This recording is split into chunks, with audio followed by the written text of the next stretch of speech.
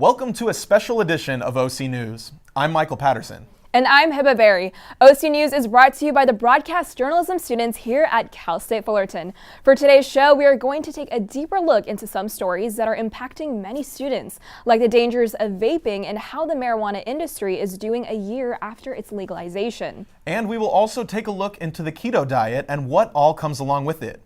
And later, we take you on a journey and legacy of two prominent coaches here at Cal State Fullerton. So please enjoy these in-depth features on this special edition of OC News.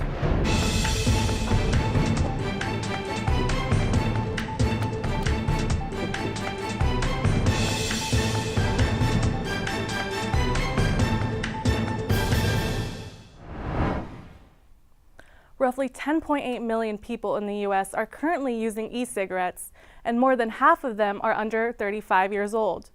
Many e-cigarette users think that vaping is healthier than smoking, but what they don't realize is vapes contain chemicals, including nicotine, which are just as toxic and addictive as cigarettes.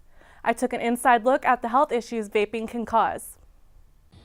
22-year-old Lucia Velasco has been smoking cigarettes since she was 18 years old. In the past year, she has stopped smoking cigarettes and now uses a vape. Cigarettes were just getting too smelly and really affecting my lungs compared to the e-cigarettes where you don't get all the tobacco from it and all the dirty black smoke from it as well. The use of vapes among young people has grown dramatically in the last 5 years. According to Johns Hopkins Hospital, recent data shows more than 2 million young people in the U.S. have used e-cigarettes in the past 30 days. That you can do it anywhere and no one knows. Also, it comes in a lot of flavors, so if I want, I can be vaping some cherry or some strawberry instead of just tobacco. Vapes can be bought at a variety of places like smoke shops and gas stations, but users must be 21 to purchase one.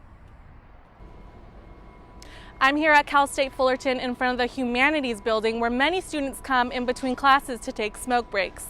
One student even let me his vape pen here. As you can see, this one is called a Soren. It's shaped like a teardrop, but not all of them are shaped like this. Some of them resemble USB flash drives, but really they're all the same in that if you take out the mouthpiece here, this is actually where the liquid nicotine goes into that people are smoking. The liquid in vapes that contains nicotine also contains flavoring, which is believed to be a big reason why young people are so attracted to these smoking devices. Dr. Joshua Yang is a health science professor at Cal State Fullerton who specializes in tobacco research. His recent findings on e-cigarettes indicate that vaping does reduce exposure to harmful emissions that come from cigarettes, but they are still not completely safe. There certainly are things in the aerosol that come off of electronic cigarettes, organic volatile compounds, you have particulate matter, and there may be other dyes or other things within the the e-juice that may be harmful, have been shown to be harmful. There are respiratory effects that are associated with the use of electronic cigarettes. And then Many e-cigarette companies offer a variety of flavored cartridges for vapes. Some contain a higher dose of nicotine than others. We have like a fresh pineapple, we have everything as far as honeydew melon, we have like apple, we have grape. We have literally just about everything to fit anyone's kind of tasting they would want. Popular e-cigarette company Juul has recently faced many problems with the FDA and announced in November that they will be pulling many of its controversial flavors from stores in the U.S. in order to cut its appeal to young people. Reporting for OC News, I'm Ashley Soriano. Marijuana use in America is sky high and getting higher. California voters approved in November of 2017 of the use of recreational marijuana in their Golden State, which went into effect in January of 2018. That means anyone aged 21 and older could have up to 1 ounce of dried marijuana or 8 grams of concentrated cannabis, also known as hashish, legally. Almost a year later, several dispensaries have popped up across the country as they attempt to educate newer users and break down stigmas surrounding marijuana use. California natives have seen dispensaries out in the open like this, inviting customers to come check out their shop. They've also seen less inviting dispensaries like this, where the entrance is hidden and tucked away in alleyways. Regardless of where they get their weed from, California cannabis users have had an easier time in 2018 than in any other year finding dispensaries, thanks to mobile apps like Weed Maps.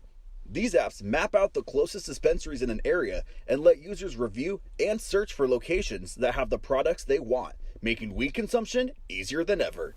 So my first time at a dispensary, I went with friends.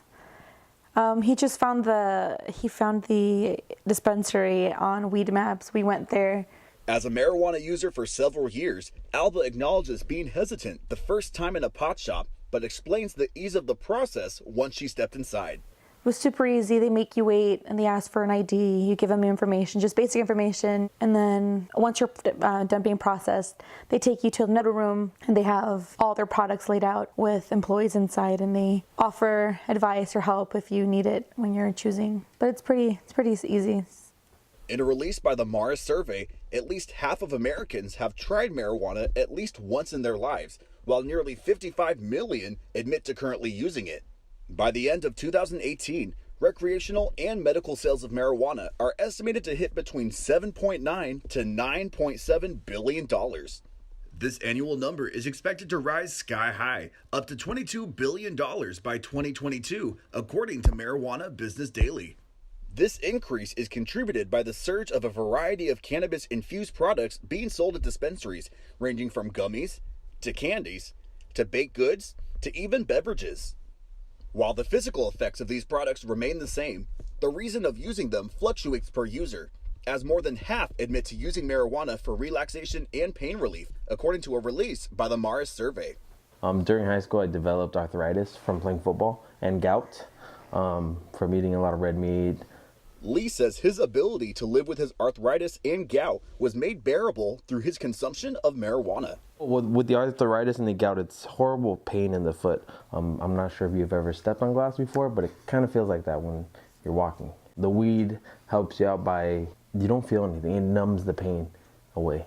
I had a scheduled interview with Ease Compassion Collective, a dispensary in Fullerton, California, but when I approached their front door, I saw this. A notice from the city of Fullerton saying they shut it down. When you look at ECC's profile on Weed Maps, user Big Ted 45 reviewed the dispensary, saying cops and city employees shut down the establishment, citing earthquake problems, though the buildings connected to it are still in business. This user believes it's an attempt to subvert California law, as a similar dispensary in Fullerton, California, called APC, has the same signage on their front door, with the buildings connected to it still in business. Though marijuana use is still stigmatized throughout California and more vastly in America, millions of users don't plan on putting out their light anytime soon. If there's so much evidence that it helps people, I don't understand why hate on it or why bash it if it's helping millions of people. Regardless of the haters, 33 states plus DC have approved medical marijuana, while 10 states plus the District of Columbia have approved recreational marijuana, leading many to believe national legalization is on the horizon. For OC News, I'm Ryan Matthey. How can I help my daughter with her reading? Searching for help with Dachshund Reading. How can I help my daughter with her reading? Information on hot water heating. No. Sarah's bright, but when she's reading, she has trouble sounding out the words. World music, playing track now. No. Let me try. Our daughter gets confused about which details in a story are important. Which paper towels are most absorbent? What? Here are 5 product reviews. Why are you not getting me? See, I told you. Wait, I was trying to show you how Sarah feels every day. Frustrating, isn't it? Redirecting to understood.org. For the 1 in 5 kids with learning and attention issues, this is what life can feel like. Explore understood.org, a free online resource about learning and attention issues, designed to help your child thrive in school and in life. Understood.org, because understanding is everything. Obesity is one of the most prominent health issues in the United States and affects roughly 40% of all Americans. This is according to a study done by the CDC in 2016. One of the causes of the rise in this obesity is the fast-paced lifestyle that many Americans live, forcing them to eat fast food or unhealthy meals. People are now looking for ways to shed that weight quickly through different exercise programs and fad diets. One of the latest fad diets is the ketogenic or keto diet, but its newfound popularity comes with controversy. I have all the details and more. I think I was up to like 195 at my highest. And the first go around on the keto diet, I got down to 175. So I lost a good 20 pounds of just pure fat. Most of the time, diet plans tell you the foods to eat and the ones to avoid, but never aid in actually losing weight. With the rise of the keto diet, many are claiming to experience extreme weight loss. This diet plan consists of eating a high-fat and low-carb diet, which will put your body in a state of ketosis. Captain Gabe Farrer of the Rancho Cucamonga Fire Department and a Ketonian explains what this means. When you're in ketosis, it uses that fat and converts it into ketones, and your brain functions off of ketones. Ketogenic requires that one limits the intake of carbs or sugars. Therefore, the food you eat is greatly restricted. Farrer gives us a taste of his daily meals. You have to eat a little bit higher fat content because that's how your body understands fuel now. So breakfast is typically a lot of eggs and sausage and bacon. As for lunch, he eats salad with a lot of greens, but has to stay away from starchy vegetables like carrots and potatoes. Finally, dinner includes chicken or steak with cheese on it, and even more veggies like broccoli and cauliflower. So load up on all the cheese and meat you want, but avoid those carbs such as breads and pastas.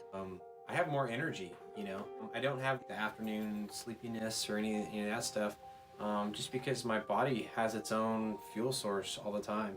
This weight reduction plan has become very popular due to celebrities like Kourtney Kardashian and Vanessa Hudgens raving about their weight loss and improved physique on the diet. But what are some of the benefits of this diet? Tracy Byers, a dietitian and the manager for the Healthy Community Initiative at St. Jude Medical Center, explains. You're going to have a reduced appetite on a keto diet because a diet fat is more calorically dense, so it is more filling. This filling diet can lead to a reduced appetite and extreme weight loss, which is why it is appealing to many. But the side effects can be worse than the benefits, since this meal plan was not originally intended for the general public or losing weight. It was used to treat epilepsy and is still used today for that reason. When I think of the keto diet, that's what I think of, and I think of patients get screened very heavily and then being admitted and then being very highly medically supervised. Potential side effects can be constipation, diarrhea, headache, and muscle cramps. All of these symptoms are called the keto flu, but apart from the flu, the individual on this diet can also rapidly regain their lost weight. As soon as you're on the keto diet, you'll first drop a lot of water weight. So conversely, when you get off of it, you'll gain water weight immediately. The keto diet may not be the best diet plan for the everyday person, but it has been found to improve health conditions such as malignant brain tumors, Parkinson's disease, and Alzheimer's. Although many people continue on with the ketogenic diet, medical professionals suggest taking your meal plan on a different route. What is really recommended is the Mediterranean diet, which is basically really plentiful in vegetables, dark green, leafy, coloring your plate, fruits, nuts and seeds, really limiting the amount of animal protein, but having more fish and plant-based protein, very healthy. The keto diet has its benefits like rapidly losing weight, but it does come with side effects like the keto flu. If you do plan to embark on this diet, as with any new diet plan, make sure to consult with your physician first. Reporting for OC News, I'm Alyssa Freider. Imagine you land that dream job, the one you've been working towards for years, with a company that creates some of the most viewed content online. Now, imagine getting sick, really sick. How would this change the way you did your job? Better yet, how would this change you? Well, this scenario is not just hypothetical. It's the reality for video blogger Megan Boykoff, and this is her story. I think it started with theater. I feel like a lot of people in journalism started out in theater. There's something about like the performance aspect, and you tend to be people. And then later on in life, it turned into, I don't want to report the news, I want to make people feel good. And the way that made the most sense to me was to be present in this new world of social media. In a twist of fate, some of Megan's content unknowingly predicted the future. Sometimes people lose all their hair and it's not their choice. Today I got to walk around because I did have a choice, and I'm grateful for that. In April of this year, Megan, at the age of 26, was diagnosed with cancerous cells in her colon. This would require surgery, followed by 6 months of chemotherapy. My diagnosis changed who I was, fundamentally. Not only my sense of myself, my identity, but literally on a cellular level. So it would be impossible for it to not affect the kind of content that I wanted to create. And after the diagnosis, I spent 1 or 2 months not vlogging anything because it was too overwhelming. But then there was just this one day that was so overwhelming that I finally felt like I needed to put it somewhere, and I started vlogging. And then ever since then, there's like an account of the journey. It turns out social media provided a way for her to catalog and process some of the most challenging months of her life. An experience like cancer opens you up to many other experiences that you haven't had before. And so I feel more connected to different communities of people than I was before. And I'm influenced to make content to speak to them because everyone wants to see themselves represented and spoken to, and I have the platform to do that. As of now, I'm definitely still afraid of it happening again. I'm really afraid that it's gonna come back. Because part of me is like, I can't imagine doing this again. But I also know you're stronger than you think. I could cry forever thinking about what my boyfriend has sacrificed to take care of me. Yeah. Shit would be really different if he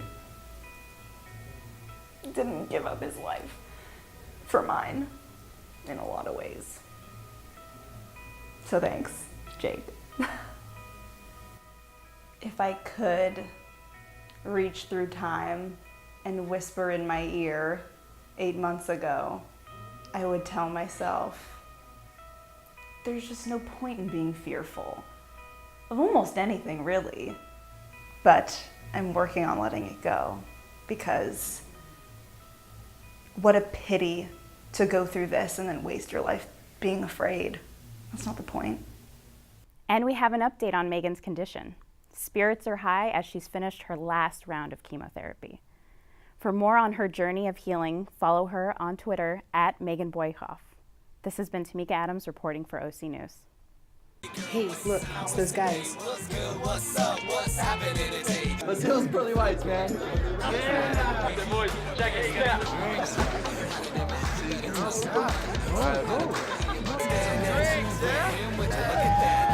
Stand up to my chair, it's gonna compare us.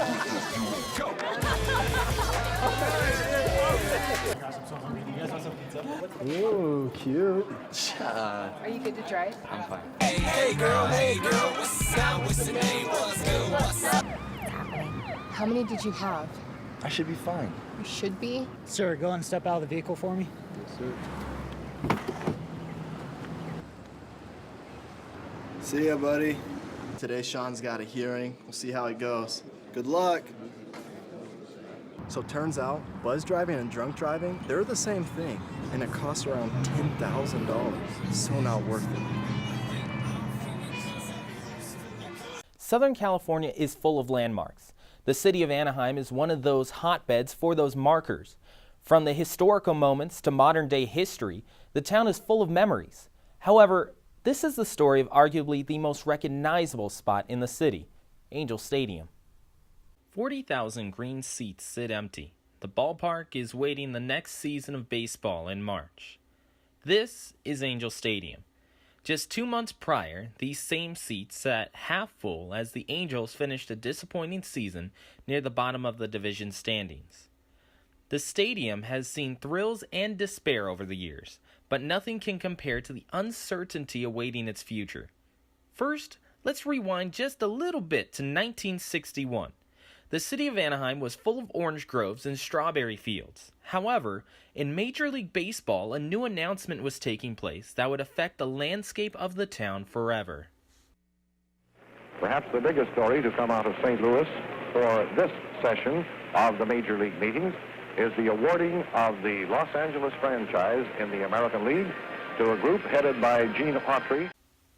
Gene Autry, a legendary actor and singer in his own right, decided to take control of the new franchise and name them the Los Angeles Angels. In the first couple of years, the team played in Dodger Stadium but never really quite felt at home. That's when Autry decided to take a look at the budding population boom in Orange County. In the city of Anaheim, Autry found a perfect spot for a potential stadium right along the Santa Ana River and near the side of a proposed freeway that would eventually become the 57. The new stadium would be entirely publicly financed and cost the city $24 million to build.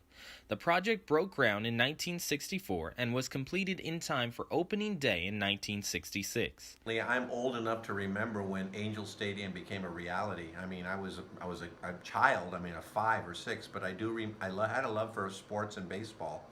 I loved football first, but I also had a great love of watching baseball on television, and the idea of another baseball team in Southern California in a place near Disneyland would appeal to a child. So, and plus, I was a big fan of the magic of movie making, and of course, one of the iconic cowboys was Gene Autry. So the idea of Gene Autry owning the Angels was a very attractive thing for me. So I do remember when the stadium was actually built, and when they made a name for themselves in Orange County. In the early years, fans suffered along with the team due to loss-heavy seasons and lack of superstars. However, the first taste of success would come in 1979 when the Angels won their first division championship in team history. The city and community fawned over the Angels so much that it drew the attention of another sports team in Southern California who was looking for a move, the Los Angeles Rams. The Rams moved in 1980, and the 14-year-old stadium would be renovated to accommodate football crowds. The center field fence was moved and the stadium was enclosed. The community would welcome both teams in the 80s and were rewarded for it. The Angels won another division title and soon made it to the American League Championship in 1986. In addition, the Rams made it to their own league's championship, the NFC, in 1985. However, neither team was able to make it to the World Series or Super Bowl in that time. Then came the lean years. In 1995, the Rams, after last-place finishes in consecutive years, moved once again, this time to St. Louis. Fans around Anaheim Stadium were heartbroken to see one of their beloved teams leave. Yet, the heartbreak wouldn't stop there. Just 1 year later, original owner of the Angels, Gene Autry, passed away. Autry was often seen mingling with fans during games and was constantly in the dugouts talking and joking with players. It was a shot to an already grieving community. 3 years later, the stadium would undergo a final renovation. With football gone, the city of Anaheim decided to open the outfield once again and pour $114 million into the new features, the most notable of which was the center field rock waterfall, and the most recognizable feature, the Big A, was moved into the freeway parking lot as a billboard. I have a very personal reaction to the remodel. When the Angel Stadium remodeled for the final time with the fireworks display that comes out of that little phoenix-looking mountains, it looks like a John Ford movie. I happened to work for KRLA 1110 AM, and we became the radio home of the Angels. So I would actually broadcast a radio program in the parking lot outside of Angel Stadium before a home game each week. But the first one I did, they actually put me right in where the announcers announced, people like Vin Scully would do for the Dodgers. They actually put me there to do my show, and I thought what would be fun is to bring the radio personality who used to do a show on KMPC, the longtime home of the Angels, Roger Carroll, who did the Sunday morning show right before the Angels. And so I had him as a co-host when I did my first live remote at Angel Stadium, and the two of us remarked about what a transformation the stadium had become and how it complemented the whole Disney experience with the back. I can't tell you how exciting it was to do that first broadcast and overlooking the revamped Angel Stadium with that background. It was magical, and it made my show, I think, a delightful experience, not only for me but for the audience. And Roger Carroll, who's still alive, by the way, Roger Carroll remarked that coming back home was very special to him, so I'll never forget that moment. Luckily for Angel fans, the park would be completed in time to host the biggest event in the team's history, the World Series. By virtue of the Angels beating the Yankees in the American League Championship, they earned themselves a spot in the finale. With Anaheim down 3-2, the Angels rallied back and won the series in Game 7 to give the team their first ever world title, and the label of the first team in county history to win a world championship. Land. Here's the pitch to Lofton. Fly ball center field. Erstad says he's got it. Erstad makes the catch. The Anaheim Angels are the champions of baseball.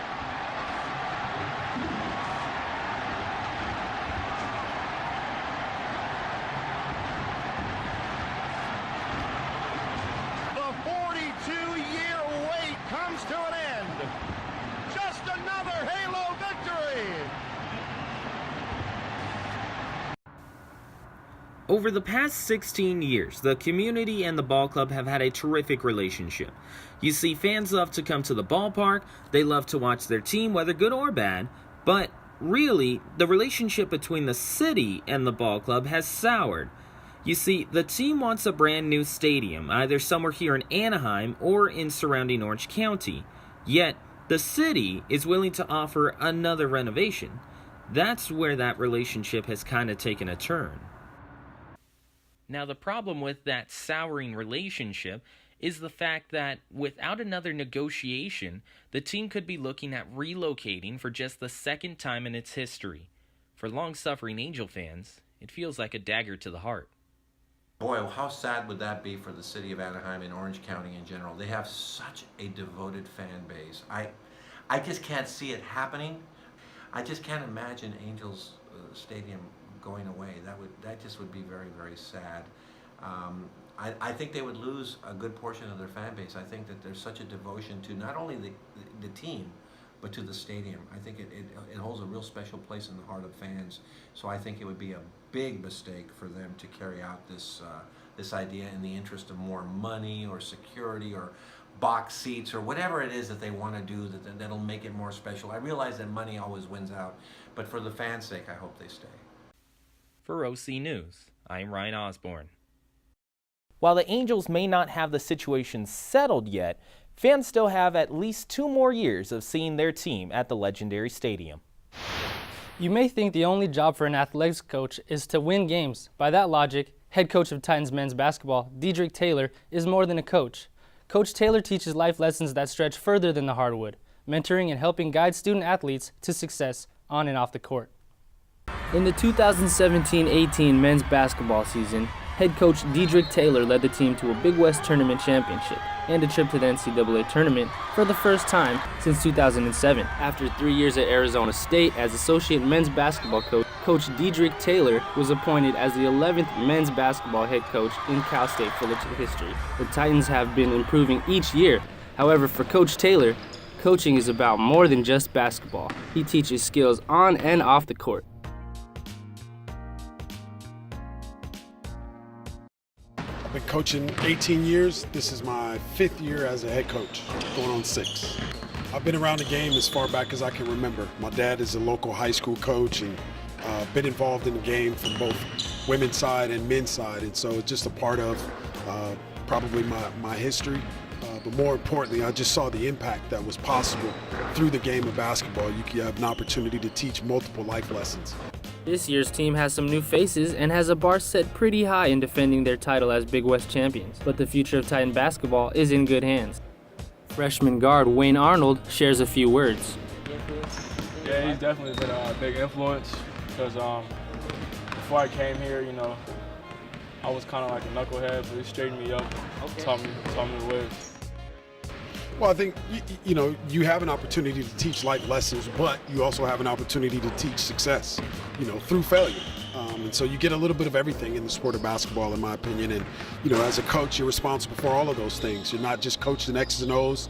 You're kind of a mentor, a parent figure, a little bit of everything, a psychologist sometimes. And so you have an opportunity to kind of dig into your bag and really engage with these athletes, these student athletes, and give them, you know, a part of your experience in hopes that they can make better of it. Forward Gabriel Ozegovic shares a few words as well. He taught us to always give our best effort and best attitude.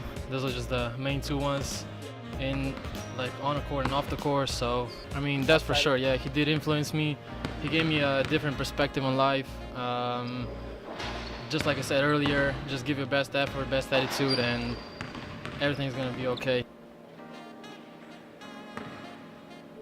Coach Taylor's impact has changed more than Cal State Fullerton's basketball program alone. He has changed the lives of many student athletes, coaching success whether they win or lose. Reporting for OC News, this is Brock Howard.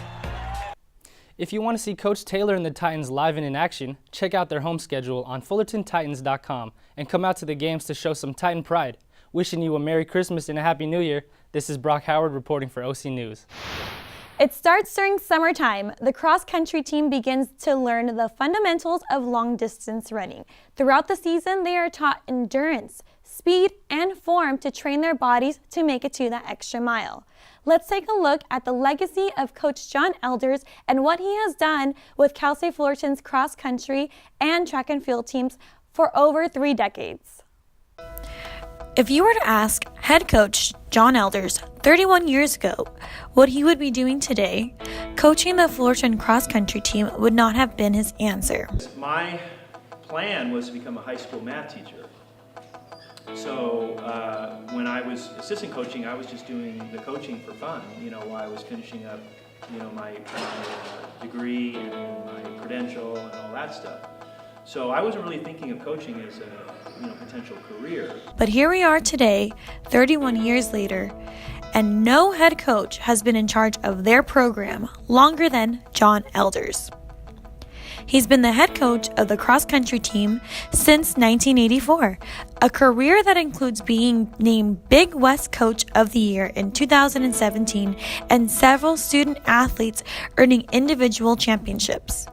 Into my early 30s, I started to realize that I really had passion for the college-age student and that I really wanted to be a mentor and help them. And so at first it was just kind of a fun thing to do because that's what I've always done. But then eventually I started to realize this is really what I want to do. Elders first came to Cal State Fullerton as a student from Saddleback College. He competed for the cross-country team during his senior year in 1984. He spent the next 3 years as an assistant coach for the program before finally being named head coach in 1988. And it's changed. I've gone through different, in 31 years, I've gone through different generations. This generation is much different than, the previous generation. So I've had to, adapt. One of the biggest lessons Coach Elders wants to teach his runners is the use of the acronym TEAM, which stands for Together, Everyone Achieves More.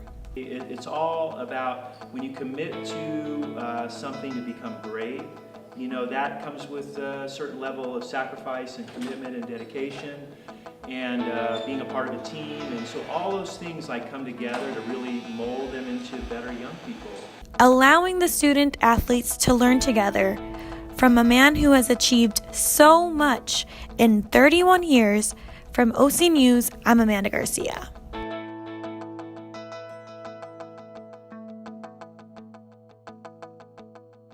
Coach John Elders is still coaching for Cal State Fullerton to this day. Both men and women cross-country teams finished strong over the last month. Coach Elders is looking forward to the small break before the track and field season begins in March. Wow, Cal State Fullerton really is lucky to have some amazing coaches on its staff. Well, that does it for us here at OC News. Thank you for tuning in, and as always, to watch any of our past episodes, you can always log on to TitanUniverse.org. It's been a great semester, and we thank you for coming along this journey with us. Until next time, stay fresh, Fullerton.